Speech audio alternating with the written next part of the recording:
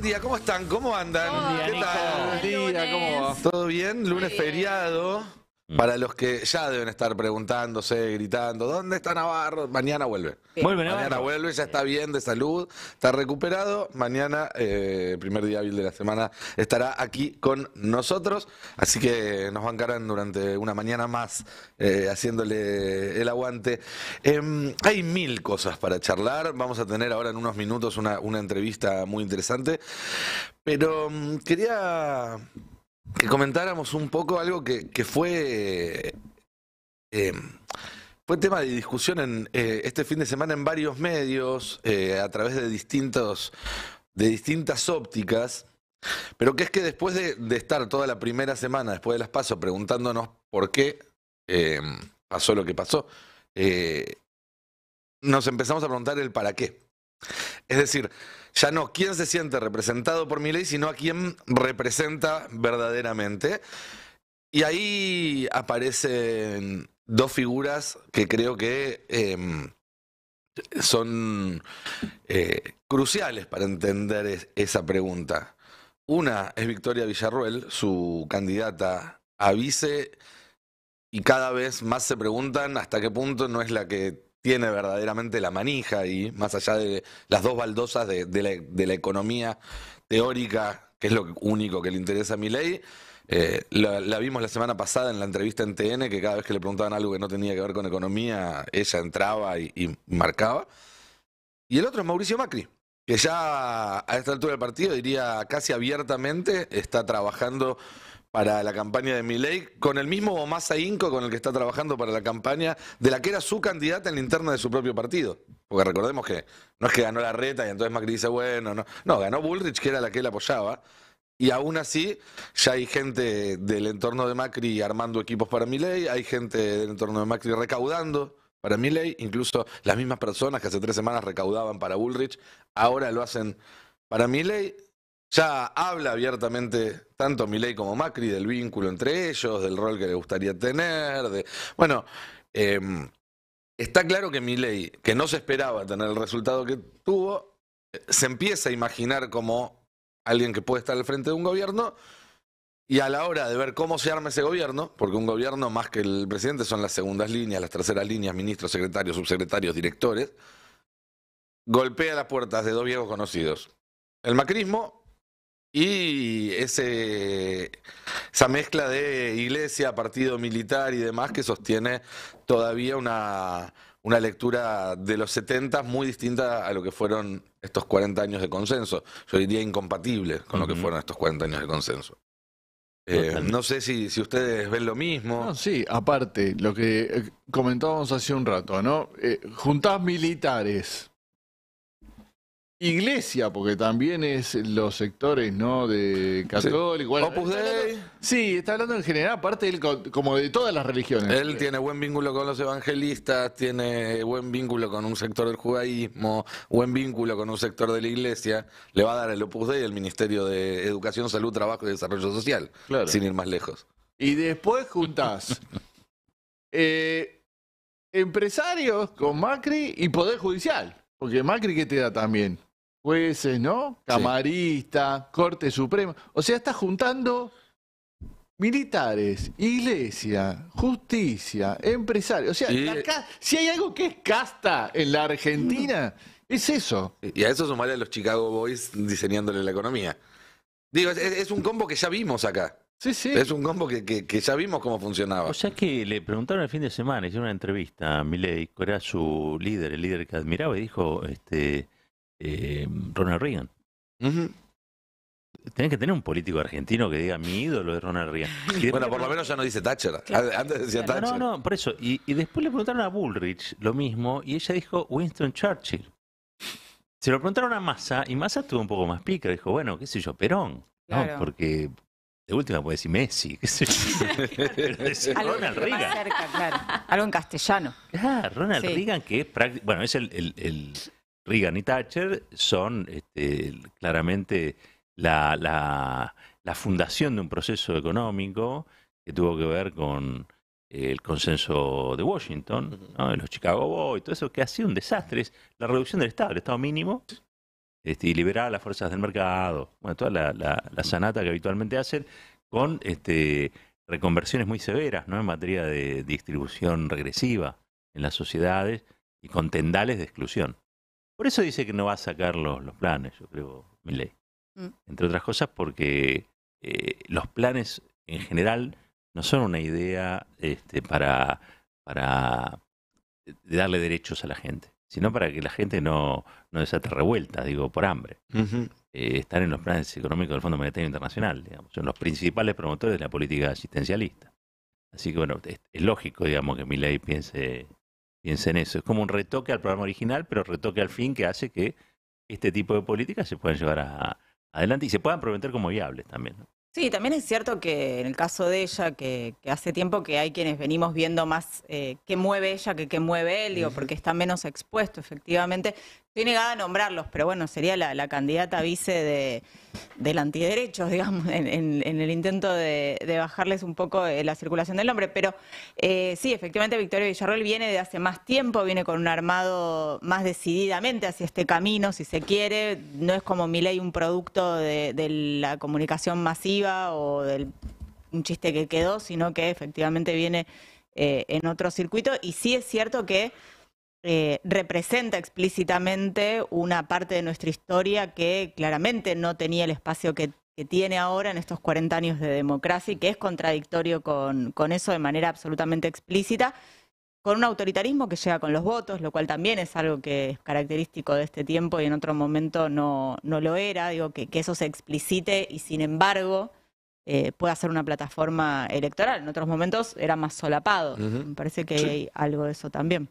Sí, es un personaje además interesante porque si bien la empezamos a conocer ahora, cuando uno va trazando la historia, estuvo en los últimos 20 y pico de años siempre ahí. Ella militaba, por ejemplo, en Memoria Completa, que era la agrupación de Karina Mujica, esta modelo que había sido novia de Astiz, que en su momento saltó a la fama porque le hicieron unas cámaras ocultas en un programa relacionadas con el negocio de la trata y demás. Después hay un texto muy interesante que yo mencioné en mi columna de ayer en el Destape, que es un texto que escribe Pedro Rafael Mercado. ¿Quién es Pedro Rafael Mercado? Un mayor retirado del ejército, que es el marido de Cecilia Pando. Recordemos, Pando surge tiene cierta fama, surge a la luz pública en un acto por el Día de la Mujer donde empieza a gritarle cosas a Néstor Kirchner. Y a partir de ahí se lo sanciona a Mercado, al marido, y eso hace que se vuelva eso una especie de mártir de este sector de familiares y de militares. Mercado, que está enfrentado con Villarroel por cuestiones de la interna, porque como todos los sectores políticos, ellos también tienen sus internas, sus rencillas y sus diferencias, escribió el 28 de julio pasado un posteo en Facebook, que es público, diciendo por qué no apoyaba a Milei y a Villarroel, y menciona un par de cosas bastante interesantes o destacables. La primera es que ese día en el cual Pando arma ese escrache contra Néstor Kirchner, Villarroel estaba con ella. Villarroel formó parte del planeamiento de ese acto y mantuvo un segundo plano. Un poco de las diferencias de Mercado con Villarroel pasa por el hecho de que siente que él terminó pagando por ese acto y que ella hizo mutis por el foro y no pagó ninguna consecuencia. Pero además, y quiero leerlo para ser textual, cuentan que después de ese día la conoció personalmente a Villarroel porque se juntaron a cenar para celebrar lo que había sido ese acto político. Y escribe este exmilitar o militar: fuimos a cenar a Puerto Madero invitados por el entonces matrimonio de Andrés y Victoria.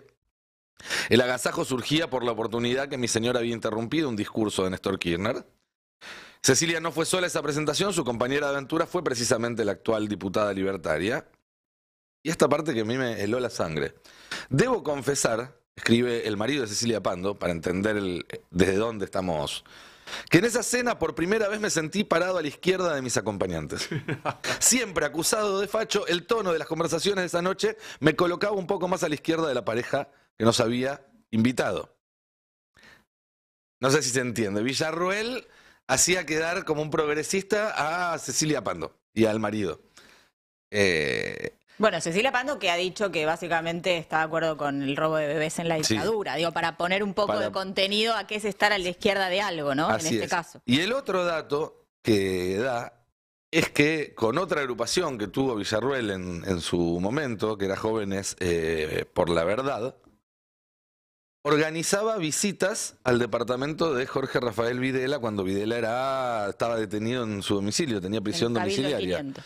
Exactamente. La agrupación que se encargaba de invitar gente, llevarlos, traficaba con el acceso a Videla, era la agrupación que encabezaba Victoria Villarroel, y ella cimentó muchos de los vínculos políticos que tiene ahora a través de la gestión de ese acceso, de ese privilegio entre comillas, para ellos. Digo, es muy directo ya ahí el vínculo con Videla, no es alguien que es familiar de un militar que estuvo en el operativo Independencia, estamos hablando de alguien que políticamente operó codo a codo con Jorge Rafael Videla. Se habló todo este tiempo de Villarruel como la diputada negacionista, la dirigente negacionista. Yo creo que es algo más que negacionista. Creo que es la herramienta del partido militar para volver a acercarse a los mecanismos del poder político en la Argentina después de 40 años de democracia. Bueno, el otro elegido por Milei fue Bussi, ¿no? En Tucumán. Sí. Digo, hablando de hijos de genocidas o de militares no democráticos. Sí, está claro, está claro. Ahora, ¿en qué estado angelado está Milei? Que parece que puede reivindicar cualquier cosa o defender cualquier cosa y no paga ningún costo, ¿no? No le hace ninguna mella. Al contrario, ¿no? Parece como que todo le suma, es una cosa insólita. Puede reivindicar a Reagan, bueno, Cavallo dijo que era el mejor ministro de la historia, en fin. Mira qué cosa y parece que está todo bien, ¿no? La gente como que qué sé yo, no lo escucha, no. Lo único que escucha es que dice que va contra la casta. Y bueno, Eso eso también debería ayudar a hacer un diagnóstico. sí. Sí. Bueno, es un candidato que también dice que creo que la hermana, ¿no? Le abrió un canal interespecie para hablar con sus animales, ¿no? También, Los perros. también, sí. Hay familias interespecie en la Argentina. Esto, viste que después uno descubre cosas raras a partir de esto. Y vos sabés que existe eso.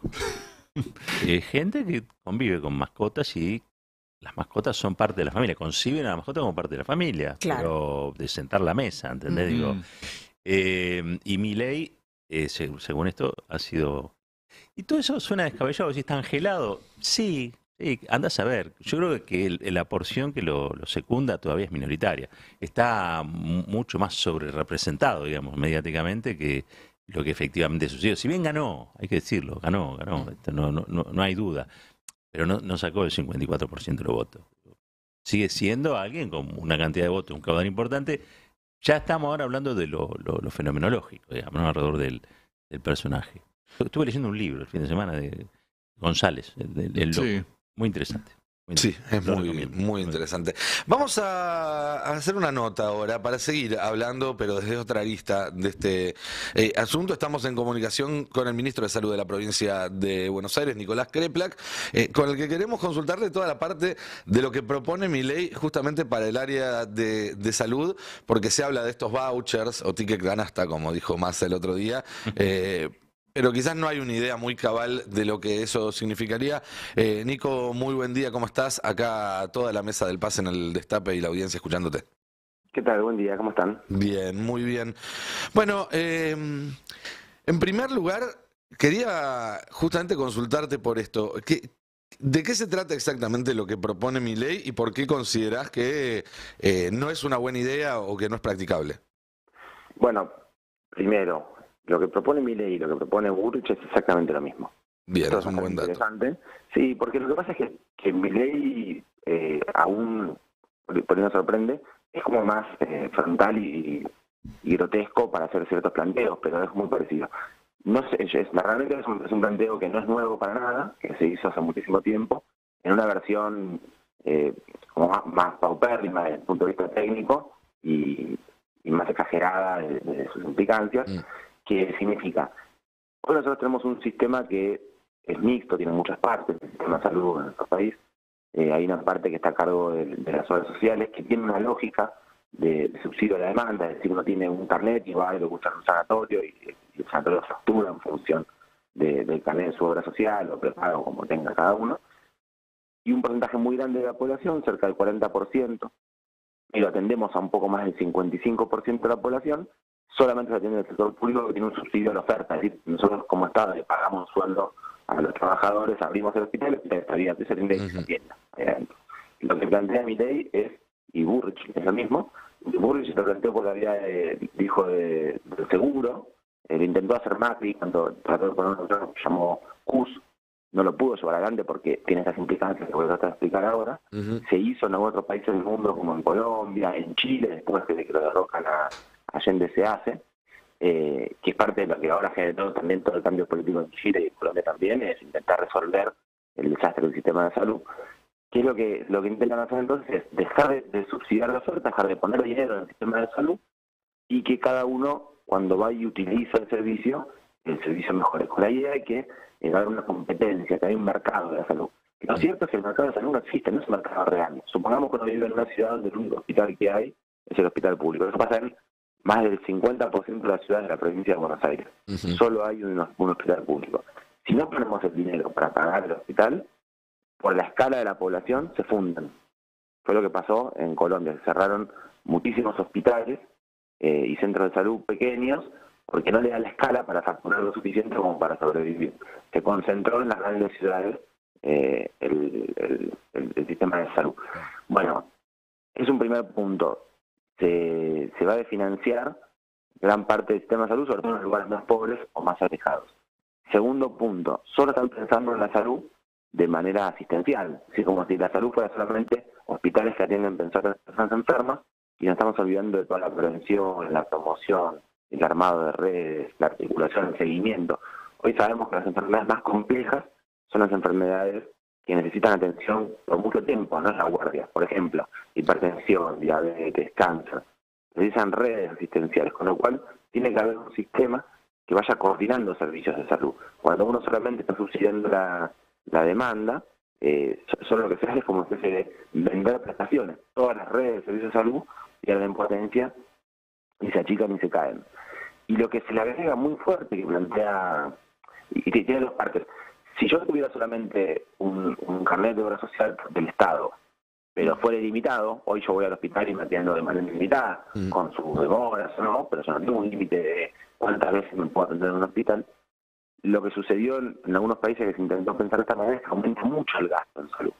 Porque si uno va a un hospital y el hospital va a recaudar más, si le hace hacer determinados estudios, hay cierto estímulo para que le hagan más estudios, entonces termina siendo más costoso el sistema. ¿Cómo se resuelve eso? Se le pone un paquete mínimo de prestaciones, un tope de cobertura, hay muchas formas de decirlo, cobertura básica. Es decir, supongamos que uno tiene un embarazo y en el embarazo se puede hacer 2 ecografías que están cubiertas por el sistema que pone el Estado. Y si es un embarazo de riesgo, bueno, tiene que hacer 5 ecografías, ahí ya tiene que pagar cada uno. O lo que sucedió en todos estos países del mundo, aumenta muchísimo la judicialización. Cuando aparece cualquier cosa que sale por fuera de la cobertura básica, hay que ir a la justicia para reclamarlo y termina siendo la principal forma de acceder al sistema de salud a través de la justicia. Así que algo acá ya pasa con algunos tratamientos, sobre todo con las prepagas. Totalmente, pasa con las prepagas, no pasa con el sector público, porque el sector público no dice que no. Claro. Nosotros hacemos, y de hecho en cobertura de alto costo, tenemos mucha menos judicialización en el sector público que en el sector privado de la seguridad social, porque nosotros no tenemos ese límite y lo cubrimos con mayor eficiencia. Bueno, lo que sucede finalmente es que cae la oferta, entonces cae la oferta del servicio de salud porque se cierran muchísimos prestadores. Se piensa solamente en la medicina de forma asistencial, de atención de las enfermedades, se pierde la prevención y la promoción de la salud, y hay un paquete de prestaciones al cual no se puede hacer y empieza la segmentación. ¿Cómo hacemos? ¿Qué se hizo en Chile, en Colombia, todo eso también igual? ¿Qué sucede? Bueno, si tengo un poquito de dinero, empiezo a pagar para tener un hospital público, para poder tener acceso a algo que en el paquete mismo no está. Se hace segmentación, empieza a haber derechos a la salud de distintas calidades, objetivamente para todos. Y un agregado que le pone Milei y Bullrich, ambos lo han planteado, además, que es cerrar el Ministerio de Salud. Porque en los lugares donde se hizo esto, nadie planteó que también había que cerrar el Ministerio de Salud. Bueno, subsidio a la demanda es una forma de un ajuste económico, porque es por la vía de poner el tope, por la vía de poner la cobertura básica completa, y el resto no, pero también sacar el Ministerio de Salud. ¿Y quién se encarga de las políticas nacionales y cosas, como por ejemplo la vigilancia epidemiológica? No digo, si llega a haber una pandemia, esto es un desastre, como pasa en los países que no tienen un sistema de salud desarrollado, que por supuesto hubiera sido un desastre incalculable.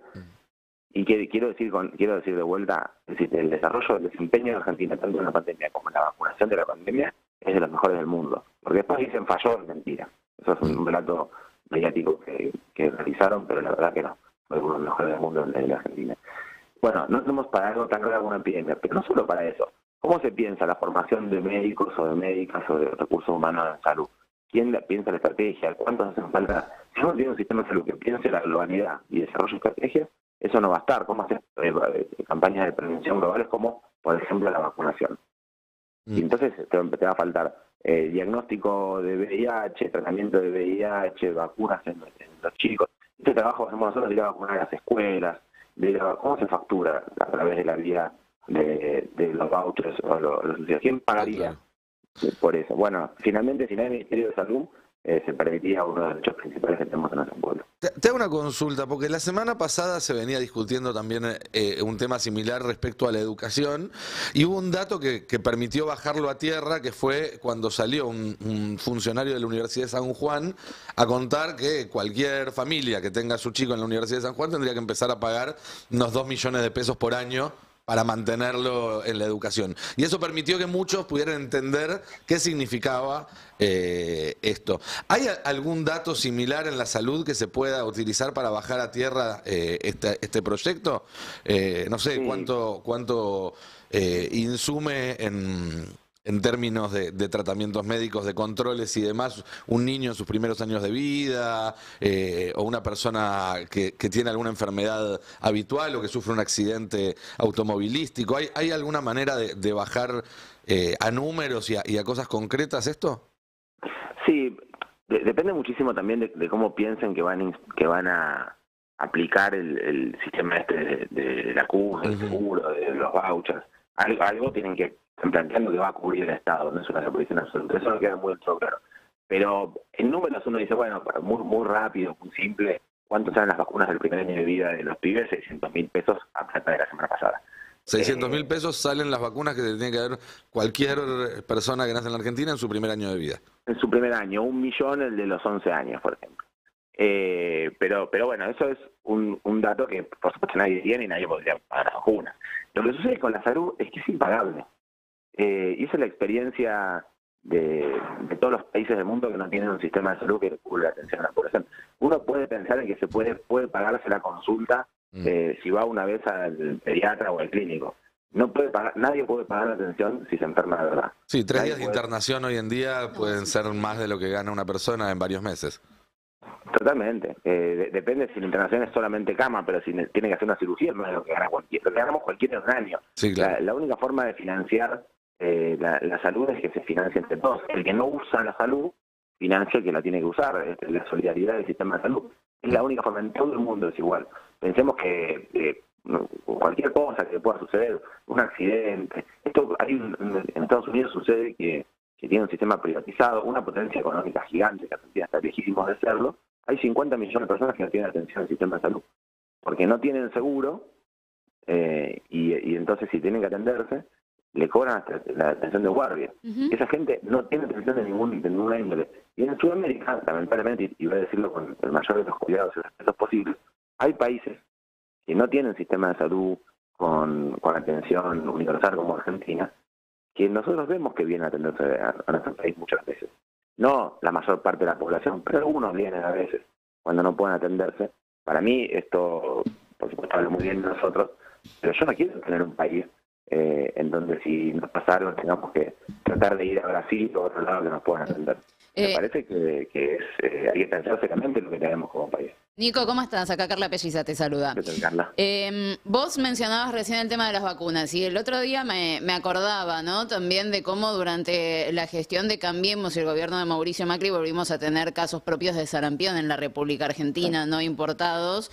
Y te pregunto si es posible que sin este sistema de control y de vigilancia que estamos planteando y sin la promoción del calendario obligatorio de vacunación, pueden aparecer o reaparecer enfermedades que en la Argentina no tenemos y cuál es el riesgo en ese sentido, ¿no?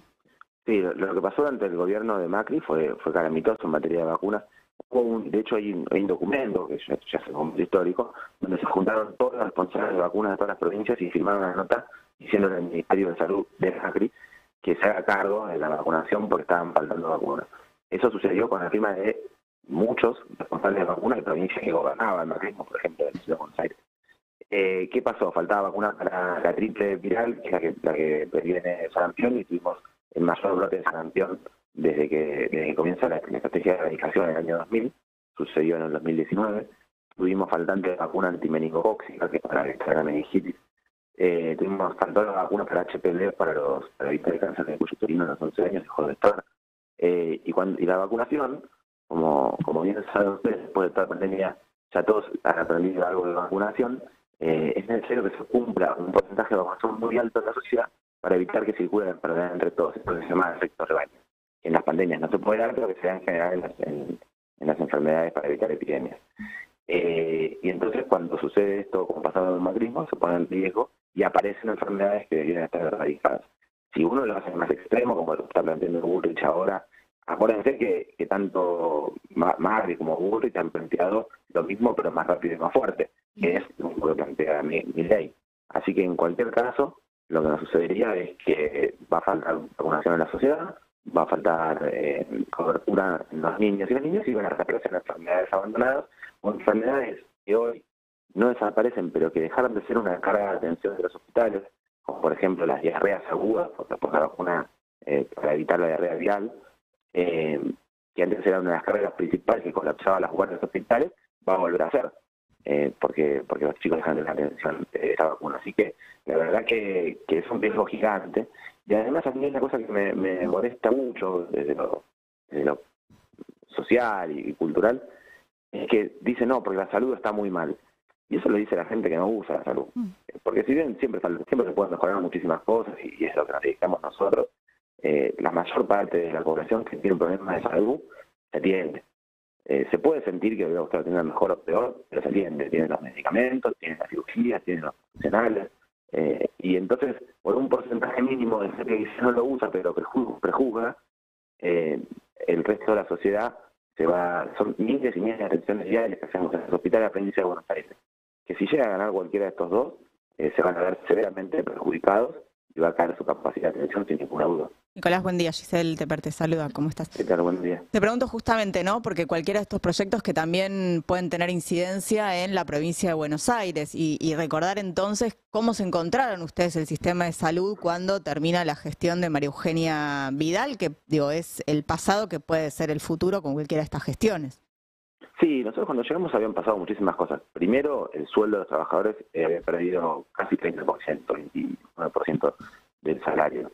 Con lo cual, había muchos que se habían ido, profesionales sobre todo, y no se habían concursado nuevos ingresos, no se habían concursado jefaturas. La primera parte, la más difícil siempre, son los trabajadores y las trabajadoras. Es la que más hay que cuidar, porque además nosotros ahora recuperamos el salario, pero cuesta mucho ir rearmando el staff. Logramos sumar miles de trabajadores nuevos, pero es un trabajo que no podemos tener estos péndulos de que va y viene, porque hay que armar carreras de profesionales por muchos años.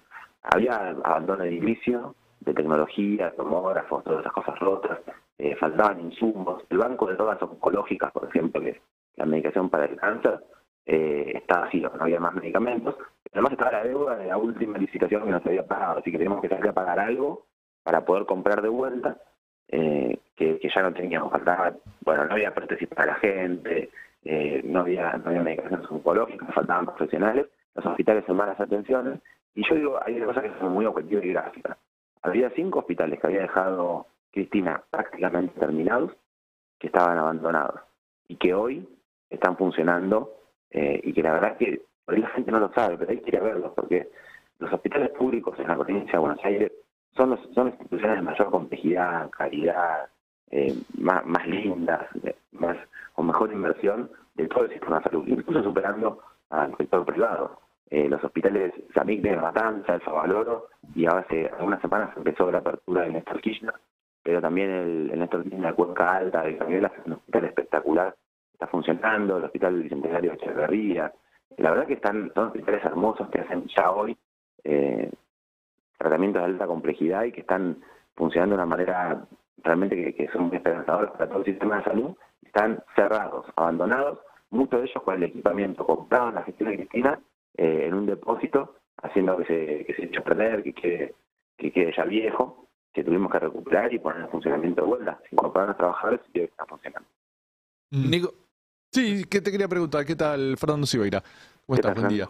Bien, me acuerdo de aquel proyecto que habías presentado para hacer un sistema integrado de salud. Creo que en la provincia avanzaron un poco en ese sentido, ¿no? Pero siempre quedó la idea de hacer algo a nivel nacional, ¿no? Pero no sé si se pudo avanzar o habías iniciado una discusión.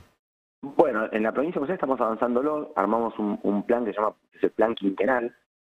Lo lanzamos a principios de este año, pero porque estuvimos 2 años construyéndolo con todos los municipios. En la provincia sucede algo parecido a nivel nacional. No toda la salud depende del Ministerio de Salud de la provincia.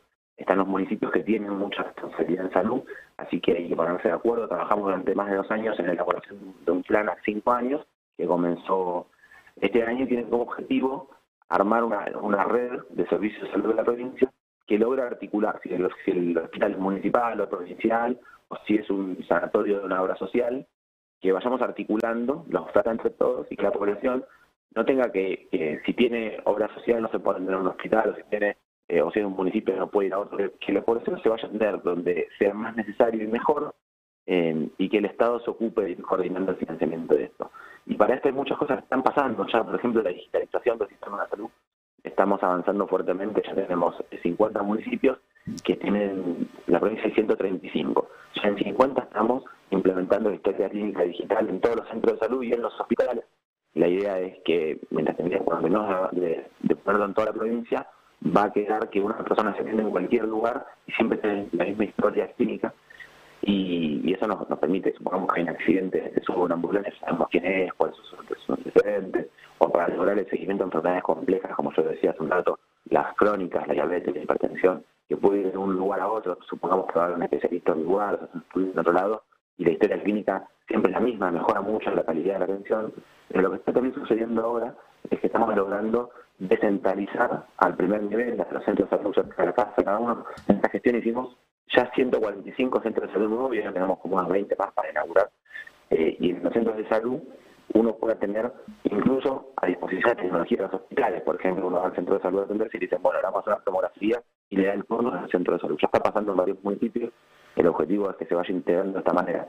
Que uno ya sepa dónde tiene que ir a controlarse, ir lo menos posible a las guardias. Las guardias es el peor modelo de atención. Hay que, cuando uno llega a la guardia siempre es nuevo el que lo conoce, hay que lograr tener un equipo de seguimiento que sea siempre el mismo y para eso están los centros de salud. Y eso se puede llevarlo adelante en la provincia, un plan quinquenal. Pensamos que de acá a 5 años tenemos una primera fase más o menos desarrollada, que por supuesto no va a resolver todo el sistema de salud, pero comenzará un camino de integración que creemos que es indispensable para una propuesta donde el derecho a la salud sea equitativo para todos. Hoy me parece que todavía, si bien hay derecho a la salud para todos, hay distintas capacidades de acceso. Y eso es lo que tenemos que paliar para que no haya gente que tiene demasiada capacidad para acceder, le resulta muy sencillo, le llega un médico a su casa en minutos, y hay gente que tiene que hacer cola de cola. Eso hay que paliarlo porque necesitamos que la salud sea equitativa, sea según las necesidades y que lo que precisa cada persona, la demanda que tiene, y no según su capacidad de pago o donde vive. Nico, quedó clarísimo, te agradecemos mucho como siempre que te hayas prestado para charlar un rato con nosotros, así que gracias por tu tiempo y por estas palabras.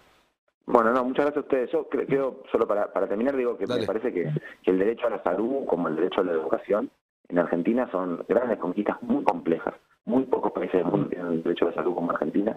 Cualquiera sabe que si viaja a otro país del mundo, si tiene algún amigo, un conocido que está viviendo en otro lugar del mundo, aprovecha cuando viene a Argentina para hacerse los estudios, para conocer, para ir a ver a los médicos, porque acá hay mucho sistema de salud y de hecho de salud muy desarrollado.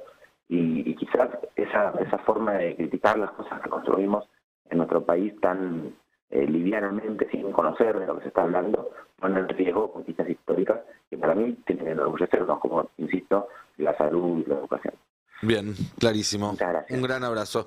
Hablábamos con Nicolás Kreplak, ministro de Salud de la provincia de Buenos Aires, otro área que está en la mira de Milei. Y me quiero quedar con algo muy cortito de lo que dijo, que es cuidar lo que tenemos. ¿Sí? Más allá de todo lo que falta, de la insatisfacción, de la frustración, Argentina en un montón de aspectos tiene un lugar privilegiado en el mundo y sobre todo en la región. Hay que compararse con los países que tenemos alrededor y eso hay que cuidarlo. Hago un comentario breve sobre esto, ¿no? Porque vos preguntabas cuánto salía el tema de las vacunas y lo que te están haciendo elegir es entre pagar por salud o no pagar y morirte, básicamente. Porque si no tenés salud, corres riesgo de morirte. Y nosotros la semana pasada mostramos a la noche en Argentina Política cuánto salen estos tratamientos para enfermedades crónicas. Por ejemplo, si tenés diabetes tipo 1 y este es un tratamiento económico, hay insumos más caros, son 100.000 pesos al mes, ¿sí? Para inyectarte insulina, para sobrevivir. Es 1.160.000 pesos al año. No sé si tienen esa plata del otro lado, o seguramente tienen un padre, un hijo, un tío, un primo, un familiar, un compañero de trabajo, un conocido que tiene diabetes tipo 1 y no tiene esta plata, ¿no? Diabetes tipo 2, necesitas casi 100.000 pesos al año. Hipertensión, hay 18 millones de personas en Argentina con hipertensión. Necesitan 20.000 pesos al mes o 235.000 pesos al año para poder sobrevivir. Problemas de salud mental, ¿sí? Tenemos un cuarto de la población con problemas de salud mental también, más de 20.000 pesos al mes, más de 250.000 pesos al año. Tenemos 3,5 millones de personas con enfermedades poco frecuentes. Dependiendo de la enfermedad, podemos estar hablando de 1 millón de pesos al mes o también podemos estar hablando de casi 800 millones de pesos al año. No sé si alguien tiene esa plata realmente para poder sobrevivir. O incluso el Estado te da tratamientos oncológicos, ¿sí? Estamos hablando según el cáncer que tengas, por ejemplo, cáncer de mama, 68 millones de pesos al año. ¿Tiene ese familiar, ese amigo, ese conocido, esa plata para sobrevivir? Porque hoy el Estado, si vos no tenés una obra social, una prepaga, te lo da. Te da ese tratamiento. Y estamos hablando de muchísima guita que si vos no la tenés para hacerte el tratamiento, te morís, ¿sí? Y si no tenés un Ministerio de Salud, esto no existe más. No existe más y realmente vas a necesitar 68 millones de pesos al año para tratarte el cáncer de mama o vas a necesitar, por ejemplo, 800 millones de pesos al año para tratarte la atrofia muscular espinal. ¿La tienen esa plata? Realmente es algo para pensar, porque si no, hoy el tratamiento lo tenés. Se termina el Ministerio de Salud, se termina el tratamiento, se puede terminar tu vida si no tenés esa plata. Solamente van a sobrevivir los que tienen dinero. Es así. Es así, de eso estamos hablando. No, lo que viene, digo, es esta idea de mercantilizar absolutamente todo, ¿no? Digo, sacarlo de la óptica de los derechos y pasarlo a a la ley de oferta y demanda, digamos, ¿no? Acceso a salud va a tener aquel que la pueda pagar, y aquel que no pueda pagar no va a tener ningún acceso, ¿no? Es eso, transformar algo que es un derecho en una mercancía. Pasa en muchos rubros, ¿no? En la educación, la salud. Eso fue Reagan en los Estados Unidos. Reagan quebró el estado de bienestar en los Estados Unidos. Mis hijos vivieron allá durante un tiempo. Mi mamá estuvo un tiempo largo internada allí en el hospital público. Existía era un hospital público muy parecido al de acá en Estados Unidos hasta por lo menos los 70. Y después Reagan lo que hizo fue eso, recordarlo y pasar a un esquema que es la mercantilización. Saben ustedes, habrán visto un montón de documentales que en Estados Unidos si no tenés dinero no accedes no te atienden directamente. No, te atienden, o tenés que ir a hipotecar la vivienda. No, endeudarte de por vida. Exactamente. ¿No? Y no es porque es el capitalismo, porque en el Reino Unido es distinto el esquema, los medicamentos te los dan gratis, digo, es otra historia. En Estados Unidos en particular, con las ideas de los Chicago Boys, se implementaron esos tipos de políticas que, como vemos, son bastante viejas, ¿no? Porque la verdad que en ese sentido Milei no presenta ninguna novedad a futuro. Absolutamente. 50 Bueno, millones de personas, dijo Kreplak, que no tenían asistencia médica. en Estados Unidos sí, ese es el 1 de cada 6. O sea, una Argentina prácticamente. entera, una Argentina entera. Así es. Por suerte, acá tenemos todavía cosas que funcionan, que podrían funcionar mejor sin ninguna duda. Lo que no podemos hacer es tirarlas abajo porque retrocedemos 1000 casilleros.